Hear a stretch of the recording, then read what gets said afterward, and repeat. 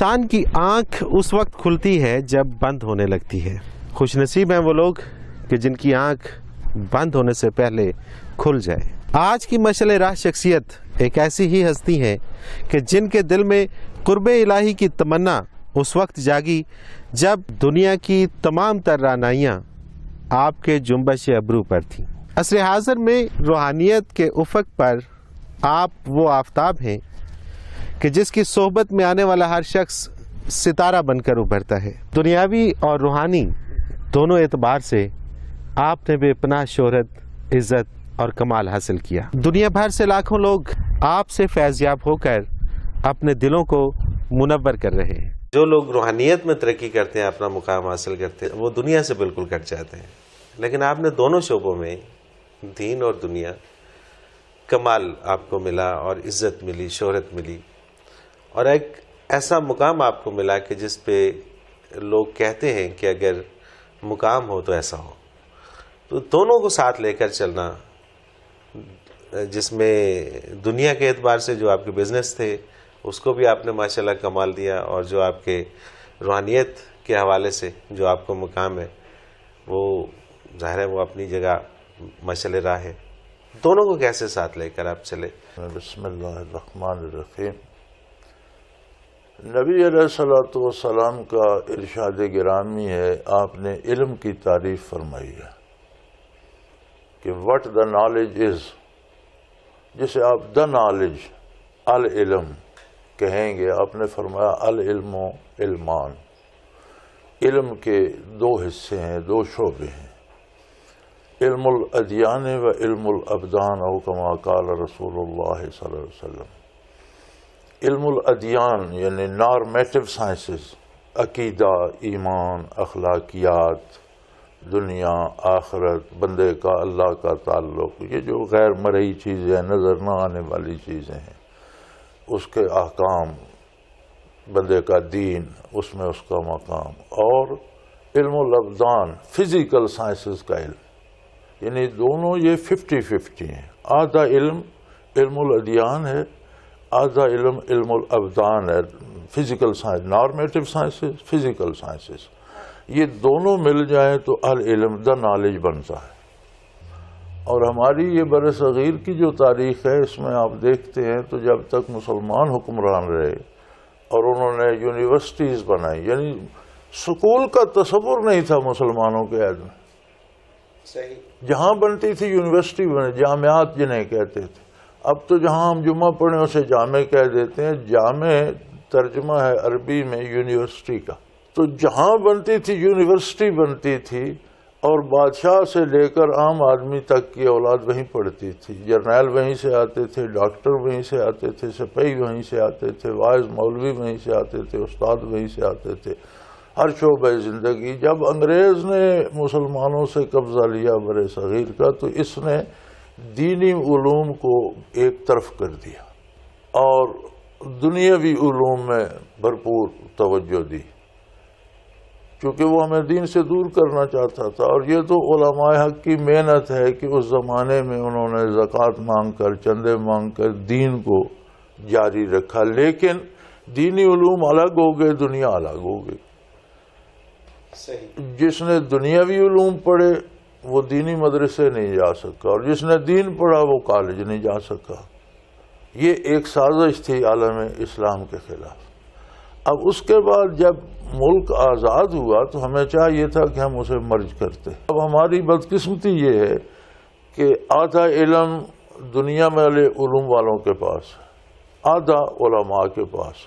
اچھا حضرت جی، اب ایک اور چیز دیکھتے ہیں کہ جب پہلے ہم صوفیہ کے بارے میں پڑھتے تھے تو ہمیں وہ نظر آتے ہیں غاروں میں عبادت کرتے ہوئے، پہاڑوں میں عبادت کرتے ہوئے، دنیا سے الگ ہو کے اپنی وہ عبادات کرتے تھے۔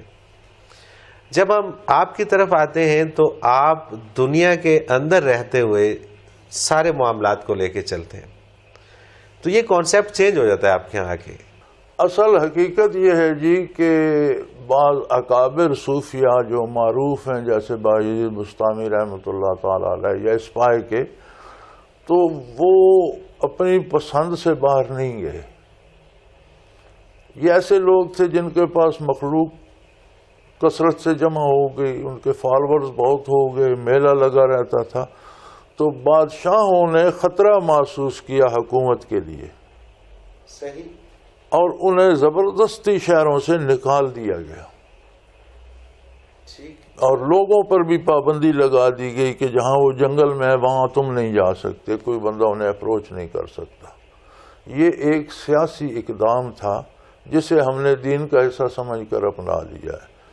وہ لوگ واقعی دین میں بھی اور دنیاوی امور میں بھی کامل تھے، حکومت پہ تنقید کرتے تھے، جہاں حکومت غلطی کرتی تھی روکتے تھے، تو بادشاہوں کو خطرہ ہوا کہ ان کے پاس تو فالوئنگ جو ہے وہ ہم سے زیادہ، ہماری فوج سے زیادہ ہے، تو اگر یہ ٹکرا گئے تو ہم کہاں جائیں گے، تو انہیں زبردستی شہروں سے نکال دیا گیا، لوگوں پر پابندی لگائی گئی کہ انہیں ملے نہیں۔ لیکن آپ حیران ہوں گے کہ روحانی ترقی جو ہے وہ ان کی وہیں تک ہوئی جہاں تک انہوں نے پبلک میں رہ کر کی۔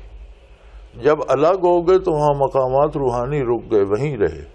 اس کی وجہ یہ ہے کہ دین دنیا سے الگ نہیں ہے، دین یہ ہے کہ آپ دنیا کے کام اللہ کے حکم کے مطابق کریں، اور تصوف یہ ہے کہ وہ ایکٹنگ نہ ہو، اس میں خلوص ہو۔ بالکل ٹھیک۔ یعنی جو دنیا کا کام آپ کرتے ہیں اللہ کی رضا کی خاطر کرتے ہیں، شریعت کے مطابق کرتے ہیں، تو وہ ایکٹنگ نہ ہو، اس میں آپ کا دل شامل ہو، خلوص ہو، یہ تصوف ہے۔ صحیح۔ تو یہ دنیا اور تصوف اور دین الگ نہیں ہے۔ آپ عبادت کرتے ہیں وہ آپ کا ایک پرسنل افیئر ہے، لیکن عبادت کا حاصل یہ ہے کہ وہ دنیا کے کام دین کے مطابق کرنے کی ہمت دیتی ہے آپ کو۔ آپ کی جب ہم بکس پڑھتے ہیں تو اس میں ہمیں ایک چیز بڑی واضح نظر آتی ہے کہ آپ کی بکس کو پڑھنے کے بعد ہمیں یہ لگتا ہے کہ ہم نے ٹائم مقرر کر رکھے ہیں عبادت کے لیے اور پھر ٹائم مقرر کر رکھے ہیں دنیا کے لیے، تو یہ غلط ہے۔ ہمیں ایک ہی اس میں آنا ہے، ہمارا سونا بہنا اٹھنا جاگنا چلنا پھرنا، دوستوں سے تعلقات، رشتہ داروں سے تعلقات، یہ سارے عبادت میں شمار ہو جاتے ہیں جب ہم آپ کی طرف۔ یہی سارا دین ہے، یعنی آپ اگر دنیا کے کام چھوڑ دیں تو آپ نے دین چھوڑ دیا۔ صحیح۔ دین یہی ہے کہ آپ امیر ہوں، رزق کمائیں لیکن دوسرے کا چھینے نہیں، اپنا کمائیں حلال جائز وسائل سے، اللہ آپ کو دے، لیکن حلال سے کمائیں۔ اور اسلام واحد نظریہ ہے جو صرف کمانے پہ پابندی نہیں لگاتا۔ دنیا کے سارے جو ہیں معاشیات کے نظریات آپ کھنگال کر دیکھ لیجئے، دولت کمانے کے طریقوں پہ پابندی ہے، اس کے بعد گورنمنٹ کو ٹیکس دینا ہے، اور اس کے بعد وہ دولت آپ کی ہے، آپ اسے آگ لگا دیں، آپ اسے خرچ کر دیں، کہاں کرتے ہیں، دس از یور پرابلم۔ اسلام یہ نہیں چھوڑتا، اسلام کہتا ہے کمانے کا طریقہ یہ ہے، جو جمع ہو جائے اس پر زکوٰۃ فرض ہے، اس میں مسکین کا بھی حصہ ہے، اور جو آپ کے پاس ہے اسے آپ نے کہاں کہاں خرچ کرنا ہے، کیسے کیسے خرچ کرنا ہے۔ اچھا جی، آپ نے ایک آواز اٹھائی تھی سودی نظام کے خلاف، اور یہی مجھے اسی سے یاد آیا کہ زکوٰۃ کو امپلیمنٹ کرنا، کیا معاملات تھے اور کیسے وہ پھر پایہ تکمیل تک پہنچے، بیچ میں رہ گئے، کیا ہوا؟ اس کا حاصل صرف یہ ہوا، ہم نے ایک تحریک چلائی گورنمنٹ کے خلاف کہ کم از کم لوگوں کا کھانے کا کام تو حلال کر دو، سودی نظام کو تو ختم کر دو۔ پھر وہ مذاکرات ہوئے حکومت کے ساتھ، وہ اس بات پہ آ گئے، اور اللہ کا شکر ہے کہ انہوں نے بلا سودی بینکنگ کی اجازت دی، یعنی سودی بینک بند نہیں کیے، بلا سود بینکنگ کی اجازت پبلک کو مل گئی، اور یہ بلا سودی بینک بنے۔ لیکن پھر اس کے ساتھ یہ افغانستان وار آ گئی، حالات بدل گئے، وہ اس طرف ڈائیورٹ ہو گئے۔ پھر مصیبت یہ ہے کہ جو ہمارے جنرل پبلک ہے اور ہمارا جو سیاسی شعبہ ہے، ان لوگوں میں وہ نالج نہیں ہے دین کا جو ہونا چاہیے، سوائے دینی سیاسی جماعتوں کی جن کی تعداد کم ہے، کوئی حیثیت نہیں ہے کہ وہ کوئی بڑی تبدیلی لا سکے۔ جو پاکستان میں دیانتداری سے جس کے پاس جتنی دولت ہے اس کی زکوٰۃ دی جائے، اور لوگ دیتے ہیں، اگر اس کو باقاعدہ منظم طریقے سے 2.5% کے حساب سے چلایا جائے تو عہد نبوی میں حکومت زکوٰۃ پر ہی چلتی رہی. خلفائے راشدین کے ہاں کوئی نیا ٹیکس نہیں تھا، بلکہ قاعدے ضابطے ہیں کہ کوئی چیز امپورٹ ہوتی ہے تو آپ ایک ٹیکس بارڈر پہ لے لیتے ہیں، اس کے بعد وہ ٹیکس فری ہے. اور اگر کوئی حادثہ بنتا ہے، جنگ ہوتی ہے، آپ کو ضرورت ہے، حکومت ٹیکس لگاتی ہے، جب وہ ختم ہو جائے تو وہ ٹیکس معاف ہو جانا چاہیے. اور زکوٰۃ جو ہے اس سے آپ ویلفیئر بھی کر سکتے ہیں، اس سے آپ ساری فوج بھی پال سکتے ہیں، آپ ملک کے دفاع میں بھی اسے خرچ کر سکتے ہیں، اور وہ سارے کام اس سے ہو سکتے ہیں. سوائے اس کے آپ قرضہ بھی ملک کا زکوٰۃ سے اتار سکتے ہیں، سوائے سود کے. سود میں اسے استعمال نہ کریں. اور یہ مین ٹیکس ہے مسلم ملک کا، اور یہ مالداروں سے پیسہ لے کر غریبوں کی طرف جاتا ہے. اب جو آپ کے ٹیکس سسٹم ہے یہ غریبوں پہ زیادہ ٹیکس ہے، امیروں پہ کم ہے.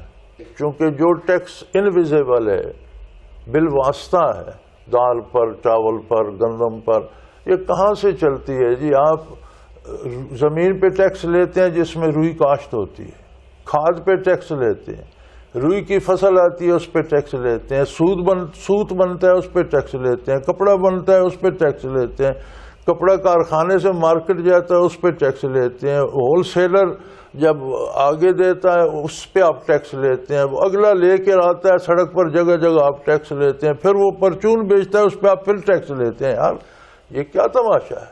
بات تو ایک کپاس کی ہے نا، تو کتنے ٹیکس آ گئے اس پر، 20 ٹیکس ایک ہی چیز پر بار بار. یہ شرعاً حرام ہے.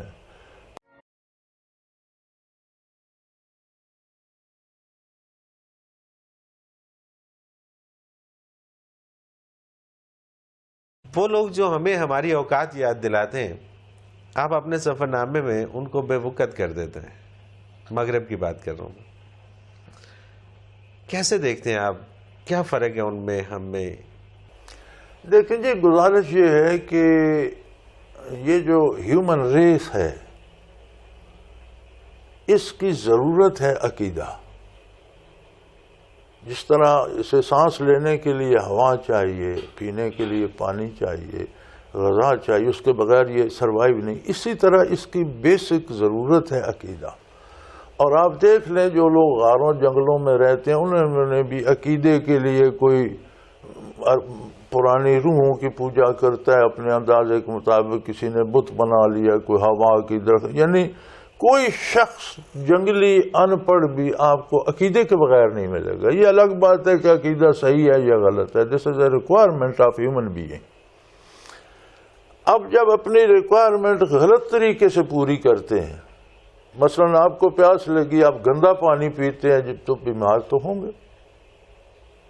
آپ کو بھوک لگی ہے، آپ ایسی غذا کھاتے ہیں جس میں زہر ملی تو آپ مریں گے. آپ نے تو ضرورت پوری کی لیکن وہ آپ کی موت کا سبب بن گئی. جب غلط عقیدہ آتا ہے تو انسانیت مر جاتی ہے. ان کی زندگی محض حیوانوں کی طرح ہو جاتی ہے کہ کھایا پیا، بچے پیدا کیے، مر گئے، کماتے رہے، کھاتے رہے، بچے پیدا کیے، پالے بڑھائے، مر گئے. تو میں نے جہاں بھی غیر اسلامی ریاستوں کو دیکھا ہے ان میں جتنا کمال بھی ہو ان میں انسانیت نہیں ہے، انسانی زندگی نہیں ہے، انسانی آرام ذہنی اور قلبی جو سکون ہے وہ نہیں ہے. اب پورے مغرب کو آپ دیکھ لیں، کسی کی کوئی نہ ماں سے بیٹے کا رشتہ ہے، نہ بہن سے بھائی کا رشتہ ہے، نہ باپ سے بیٹی کا رشتہ ہے، اپنی اپنی حیات ہے اور سارے جی رہے ہیں. تو آپ دیکھ لیں جہاں اسلام نہیں ہے وہاں ہر کوئی اکیلا اکیلا ہے. ہمارے ہاں مکمل اسلام نہیں ہے. ہم کوئی عمل اسلام کے مطابق کر لیتے ہیں، کوئی اپنی خواہش کے مطابق کر لیتے ہیں. ہمارے ہاں یہ مکسچر ہے صحیح اسلام. اس کے باوجود ہماری زندگی انسانیت کے قریب ہے. ایک لحاظ ہے بڑے چھوٹے کا، اخلاق ہیں، ملانے کے آداب ہیں، لینے دینے کے طریقے ہیں، وائلیٹ ہوتے ہیں لیکن اکثریت تو اسی پر ہے نا. یہ معاشرہ آپ کو وسط میں کہیں نظر نہیں آئے. آپ کے پاس تو وسائل بھی تھے، آپ تو وہاں گئے بھی، آپ وہاں پہ رہ بھی سکتے تھے، سیٹل ہو سکتے تھے، پاکستان سے اتنا ہی تعلق رکھ سکتے تھے جتنا کہ بڑے لوگ رکھتے ہیں. لیکن آپ نے کیوں ایسا نہیں کیا؟ وہاں پہ رہنے کو کیوں ترجیح نہیں دی؟ میں برطانیہ میں تھا تو ایک مال پر ہم گئے مال میں پھرتے رہے، ایک ملٹی سٹوری تھا، تو ایک جگہ ایک ریسٹ ایریے میں تھوڑی دیر میں نے کہا بیٹھیں، بتیرا چل پھر لیا. تو ایک بنگالی بزرگ تھے، وہ میرے پاس بیٹھ کے تو مجھے کہنے لگے کہ آپ کا قیام کتنا ہے؟ میں نے کہا جی میں تو 3 ہفتے کے لیے کہ 4 ہفتے کے لیے آیا تھا، تو کل پرسوں ختم ہو رہا ہے، چلا جاؤں گا. مجھے کہتا ہے یار آپ کے پاس ویزا تو ابھی ہے اور اس میں میعاد بھی ہے، تو آپ 5-6 مہینے تو یہاں رہیں. میں نے کہا جی میں رہ کر کیا کروں گا؟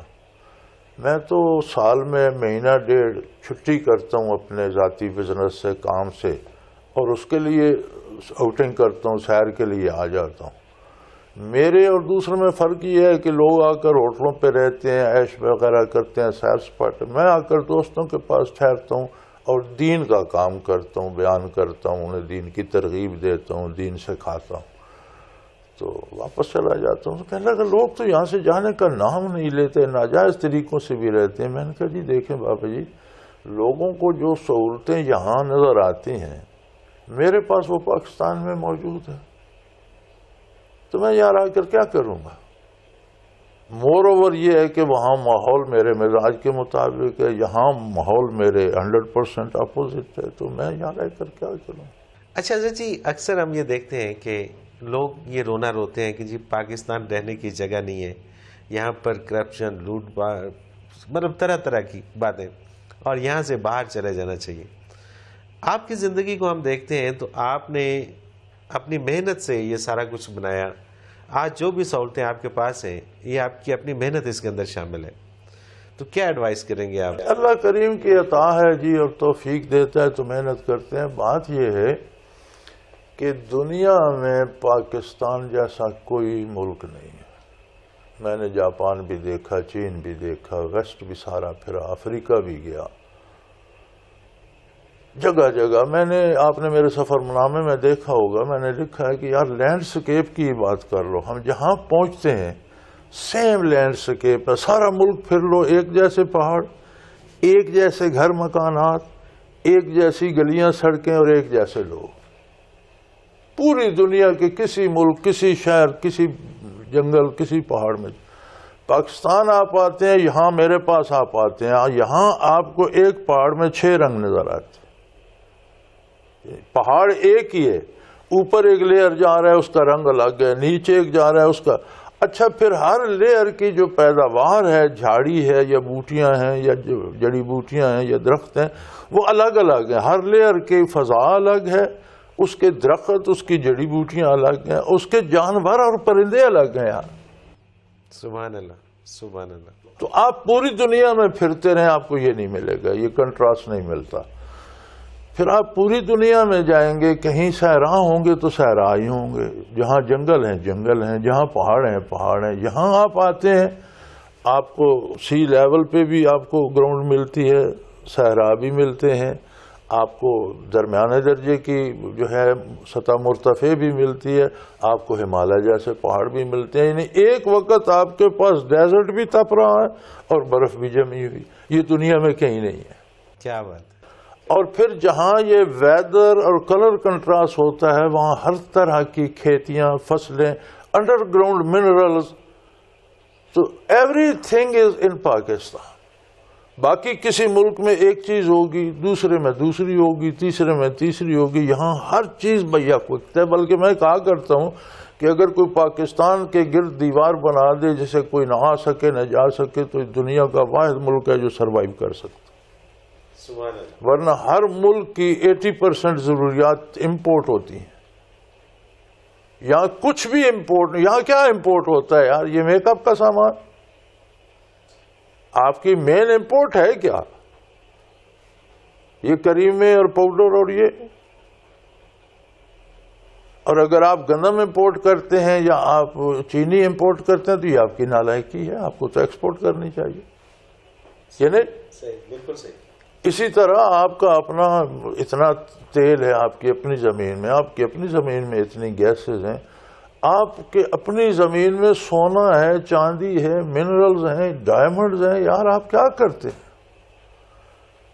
میں ایک دفعہ گلگت میں تھا تو سردیاں شروع ہو گئیں، تو وہاں ایک قبیلے ہیں سونو وال انہیں کہتے ہیں، قبائل ہیں جنگلوں میں رہتے ہیں، تو وہ نومبر دسمبر 2 مہینے ان کے کام کے ہوتے ہیں، کیونکہ جنوری میں پھر برفیں پڑ جاتی ہیں، پھر واپس چلے جاتے ہیں۔ 2 مہینے آ کر وہ یہ گلگت کے دریاؤں کے کناروں پہ کیمپ لگا لیتے ہیں، جھگیاں سی لگا لیتے ہیں، بیوی بچوں سمیت آ جاتے ہیں، اور وہ بڑے سے ان کے پاس چھاڑنے ہوتے ہیں، اب دریا کا کیچڑ چھاڑنا شروع کر دیں، اس میں سے سونا تلاش کرتے ہیں، اور وہ 100% پیور سونا ہوتا ہے، 24 کیرٹ، جو دریا پہاڑوں سے کاٹ کاٹ کر لاتے ہیں، اور ان 2 مہینوں میں وہ اتنا کر لیتے ہیں کہ باقی 10 مہینے اس پہ ان کے نکل جاتے ہیں۔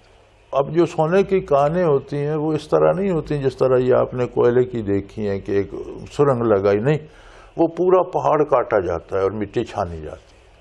جس پہاڑ میں سونے کی کان لگے گی اس پورے پہاڑ کو کھود کر اور چھان کر وہ صاف کرتے ہیں۔ تو جہاں سے قدرتی طور پر دریا کاٹ کاٹ کر اتنے سونے کی ڈلیاں لا رہے ہیں، اگر ان پہاڑوں میں سونا نکالنے کا کام باقاعدگی سے شروع کیا جائے تو دنیا کا کوئی ملک اتنا سونا پرووائڈ نہیں کر سکتا جتنا آپ کے پاس۔ اچھا حضرت جی، یہ کہا جاتا ہے کہ ترقی کرنے کے لیے آپ کے پاس انسانی وسائل ہونا ضروری ہے، قدرتی وسائل ہونا ضروری ہے، اور بہترین برین ہونا ضروری ہے۔ پاکستان میں انسانی وسائل بھی بہت ہیں، جیسا آپ فرما رہے ہیں، پاکستان میں قدرتی وسائل بھی بہت ہیں، اور پاکستان میں وہ برین ہے کہ جس نے ایٹم بم بنایا۔ پھر ہم پیچھے کیوں ہیں؟ کیا ریزن ہے اس کی؟ پہلی بات تو یہ ہے کہ ہمیں تقسیم ہو گئی، دین الگ ہو گیا، دنیا الگ ہو گئی۔ اب جن کے پاس دنیا کا نالج ہے، یہ سارا کام کر سکتے ہیں، وہ یہ نہیں جانتے کہ اس میں جواز کیا ہے، کہاں سے جا کر ہم غلط ہو جائیں گے، دینی فقہ کو نہیں جانتے۔ دوسرا مسئلہ یہ ہے کہ پھر تصوف کو کوئی بھی نہیں جانتا، یہ سارے اللہ اللہ کرنے والے لوگ ہوتے اور ان میں خلوص ہوتا تو آپ دیکھتے یہ تو جنت ہے، یہ ٹکڑا جو پاکستان کا ہے، یہ تو دنیا کا ایسا مرکز ہے کہ روئے زمین پر ایسا خطہ کہیں نہیں، اس میں نے سارا پھر کے دیکھا ہے۔ تو یہ چیزیں ان سے استفادہ کے لیے آپ کو دین چاہیے، اور دین سے استفادہ کے لیے آپ میں خلوص ہونا چاہیے۔ دین ایکٹنگ کا نام نہیں ہے کہ آپ ظاہرداری میں وہ کرتے رہے، نہیں، خلوص سے کریں۔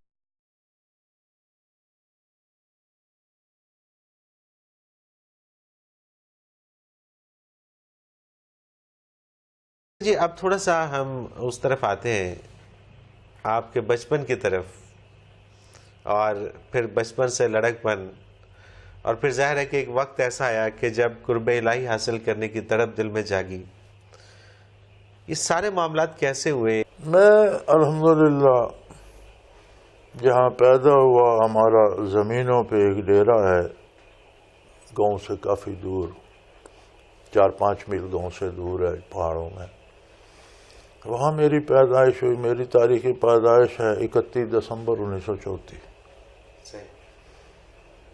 جس زمانے میں سن 34 کی جو بات ہے وہ انگریز کے اقتدار کے دن تھے، نظم و نسق تھا ملک میں، سسٹم تھے، انصاف تھے، عدالتیں تھیں، جو بھی تھا، جو تھا وہ تھا۔ تو ہمارے ہاں جو کاروبار اس پورے علاقے میں اور تجارت تھی وہ ساری ہندوؤں اور سکھوں کے پاس تھی۔ کوئی مسلمان آپ کو تاجر یا دکاندار یہ نظر نہیں آتا تھا۔ مسلمانوں کے پاس 2 پیشے تھے، کاشتکاری یا فوج کی ملازمت۔ تعلیم بھی زیادہ نہیں تھی یہاں، سکول کالج بھی نہیں تھے، تو جو کلر کار سے آگے ڈلوان ہے وہاں عیسائی مشنری ایک سکول تھا، مڈل سے آگے کوئی وہاں جاتا تو وہ میٹرک کر لیتا۔ تو پھر ہمارے زمانے میں تو یہاں مڈل سکول پھر میٹرک ہائی تک بھی بن گئے جہاں ہم نے پڑھا۔ لیکن وہ زمانہ ایسا تھا کہ مسلمان یا کاشتکاری کرتے تھے یا فوج میں چلے جاتے تھے، اور ایک دفعہ تقریباً ہر بندہ کوشش کرتا تھا میں فوج میں چلا جاؤں۔ ہمارے خاندان کے بہت سے لوگ فوج میں تھے، اچھے عہدوں پر تھے، اور وہ فوجی زیادہ خوشحال نظر آتے تھے کاشتکاروں کی نسبت سے۔ تو بچپن اس میں گزرا، سکول شروع کیا تو ہمارے نورپور ہوتا تھا مڈل سکول، اور ہمارے گاؤں میں برانچ ہوتی تھی جس میں پہلی اور دوسری جماعت پڑھائی جاتی تھی، تو وہ تو ہم نے گھر میں پڑھی۔ پھر مڈل سکول میں آ گئے، مڈل تک وہاں پڑھا، پھر بچھال کلان 5 میل ہے نورپور سے، وہاں ہائی سکول بن گیا تھا، ہائی سکول تک وہاں سے پڑھا۔ میں نے 1950 میں میٹرک کیا وہاں سے۔ پھر جیسے روایت تھی فوج میں چلا گیا، تو فوج مجھے راس نہیں آئی، میرا مزاج آزادانہ سا تھا۔ وہاں جب نیند کا وقت ہوتا ہے تو بسل بجا دیتے ہیں، گیموں کا ٹائم ہو گیا ادھر چل، جب بیٹھنے کو جی جاتا ہے وہ کہتے ہیں لائٹ آف کرو، سو جاؤ، اب جاگ جاؤ۔ میں نے کہا یار یہ اتنی قید یہ مشکل ہے، چھوڑ دیا۔ تو میں پھر نارمل سکول میں داخلہ لے لیا، وہاں سے فارغ ہو کر آیا تو ٹیچر بن گیا۔ 5-6 سال مختلف سکولوں میں پڑھاتا رہا، تو وہ بھی زندگی ایک جگہ ایک لیول پہ آ کے منجمد۔ ہمارے زمانے میں 50 روپے ٹیچر کی تنخواہ ہوتی تھی، پھر انہوں نے 30 روپے اس میں مہنگائی الاؤنس کر دیا، 80 روپے ہو گئے۔ لیکن عجیب بات ہے وہ 80 روپے مہینے میں ختم نہیں ہوتے تھے، فالتو ہوتے تھے، زیادہ لگتے تھے، چیزوں کی قیمت بہت کم تھی، لیکن سرمایہ نہ ہونے کے برابر تھا۔ آج کہتے ہیں نا مہنگائی ہے، میں کہتا ہوں نہیں، آج چیزیں سستی ہیں، مہنگائی اس وقت 80 روپے فالتو ہو جاتے تھے، لیکن روپیہ نہیں ملتا تھا کسی کو، اور اس وقت لوگ کچے گھر بڑی مشکل سے بناتے تھے۔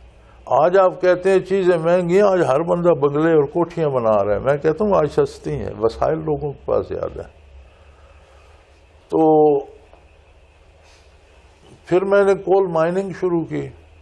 میں نے کہا یہ تو اس میں زندگی ایک جگہ جامد ہو گئی ہے، وہ یو کانٹ گو فارورڈ، لگی بندی تنخواہ ہے اس پہ مار کھاتے رہو۔ تو کول مائننگ شروع کی۔ پھر وہ بزنس ایسا تھا کہ وہ ہول ٹائم جاب تھی کہ رات دن آپ 7 مزدوروں کے رہیں تب۔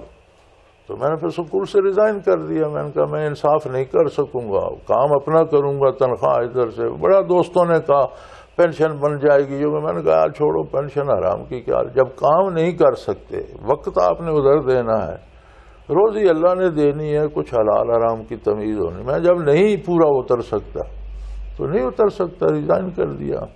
الحمدللہ وہ بزنس بہت اچھا فلورش ہوا، اس سے کروڑوں کمائے، اور پھر اور مزید زمیندار چونکہ دادا جان فرمایا کرتے تھے، اللہ ان کو غریق رحمت کرے، کہ زمیندار تیسری پشت میں کنگال ہو جاتا ہے، یعنی وہ زمین بٹتی ہے نا بیٹوں میں، پھر پوتوں میں جب جاتی ہے تو وہ بہت تھوڑی رہ جاتی ہے، جب تک وہ یا پھر اور زمینیں لے۔ تو مائننگ کے بزنس میں اللہ نے بہت دولت بہت کمایا میں نے، لیکن وہ اپنی کاشتکاری تب سے اب تک وہ ساتھ چل رہی ہے، ہمارا کھانا پینے کی دانا بھوسا مال مویشی سارا وہ سسٹم کاشتکاری والا پورے بھرپور طریقے سے ساتھ ہے۔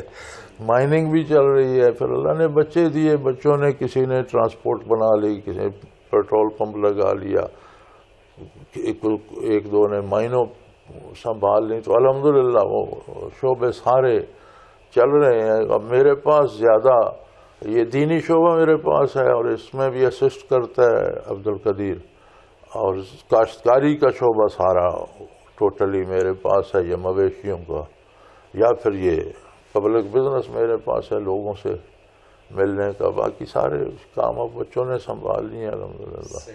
الحمدللہ حضرت جی کے ساتھ میرا وقت بہت گزرا ہے، اور میں اگر یہاں لوکل ہوں تو کوشش کرتا ہوں کہ کھانا انہیں کے ساتھ کھاؤں، اگر کہیں لوکل ہوں اور موجود نہ ہو تو وہ بھی انتظار فرماتے ہیں، بلاتے ہیں کہ کہاں ہے، اسے بلائیں اکٹھا کھانا کھائیں۔ اور اللہ کا شکر ہے کہ میں اس چیز کو اس انداز سے نہیں دیکھتا کہ ایک والد کا نام ہونا، اس کو میں اس انداز سے دیکھتا ہوں کہ شکر ہے اللہ رب العالمین نے مجھے ایسی جگہ عطا فرمائی جہاں کہیں جانے کی بجائے مجھے دنیا اور آخرت کے متعلقہ جو ہدایت ہے وہ بھی نصیب ہوتی ہے، علوم ظاہریہ بھی نصیب ہوتے ہیں اور علوم باطنیہ بھی نصیب ہوتے ہیں۔ ہماری بحثیت اولاد تربیت میں انہوں نے کبھی سختی نہیں کی، خود ان امور کو اپنے اعمال میں اختیار کرتے جس کا مقصد ان کا ہوتا کہ میری اولاد اس راہ پر آئے، یا جو سبق روحانیت کا ہے یا جو معمولات زندگی کی رہنمائی ہے اس میں جو انہیں حاصل ہونے چاہیے چیزیں، اس کے لیے انہوں نے کبھی سختی نہیں کی، اور ایک دوستانہ انداز میں بڑا فرینکلی، اور ظاہری بات ہے ایک والد اور اولاد کا جو رشتے کا تقدس ہے وہ تو اپنی جگہ ہے، تو انہوں نے ہم سب کی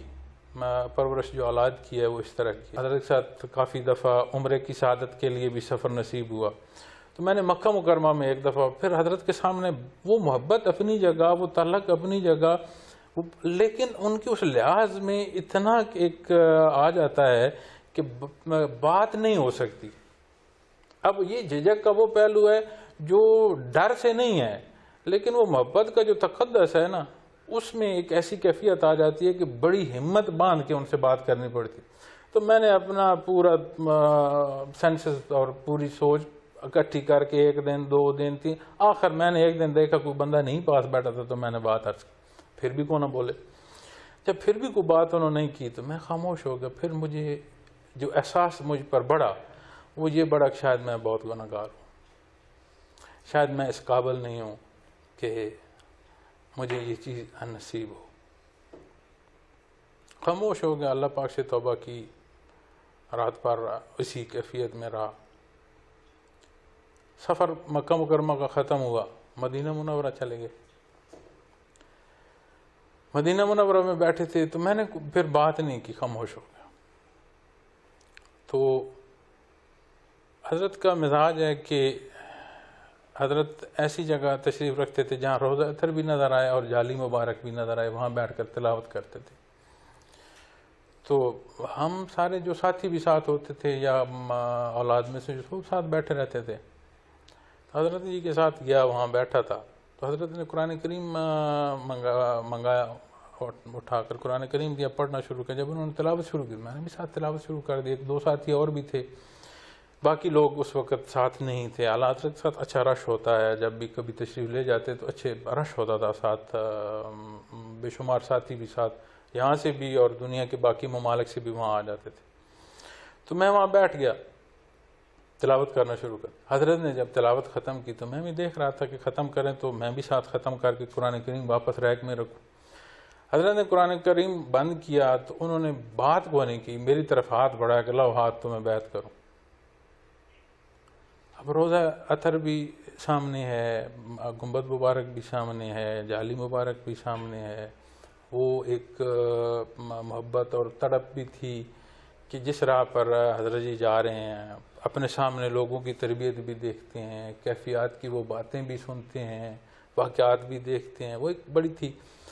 تو میں نہ کچھ بول سکا، نہ میرا کوئی تاثر تھا، نہ کوئی بات تھی۔ میں نے بڑی خاموشی سے شکر کیا اندر سے، اللہ نے میری توبہ قبول کی تو مجھے موقع نصیب ہوا کہ میں بھی کیفیات قلبی حاصل کر سکوں۔ تو میرے اللہ کا احسان ہے کہ تب میری تقریباً 1994-3 سمویئر کہ 1994-93 کی بات ہے کہ وہاں روضہ اطہر کے سامنے بیعت نصیب ہوئی۔ کیا چیز آپ مین چیز کیا سامنے رکھتے ہیں کہ اس کامیابی میں مین کردار کس چیز کا ہے، کس اصول کا ہے، کسی شخص کا ہے، کیا چیز تھی؟ یہ ایک جو پیدائشی طور پر ایک قوت فیصلہ تھی کہ جو کرنا ہے وہ پوری محنت سے کرنا، اور جو نہیں کرنا وہ نہیں کرنا۔ اس نے زندگی میں ابھی تک یہ سپورٹنگ فیکٹر ہے۔ ٹھیک، یعنی کہ فیصلہ کرتے وقت اٹل فیصلہ ہے، اٹل فیصلہ ہے، جو کرنا ہے وہ پورے خلوص سے کرنا، جو نہیں کرنا وہ بالکل نہیں کرنا، اس کے لیے کوئی بھی مجبوری آ جائے وہ نہیں کرنا، نہیں کرنا نہیں کرنا۔ صحیح۔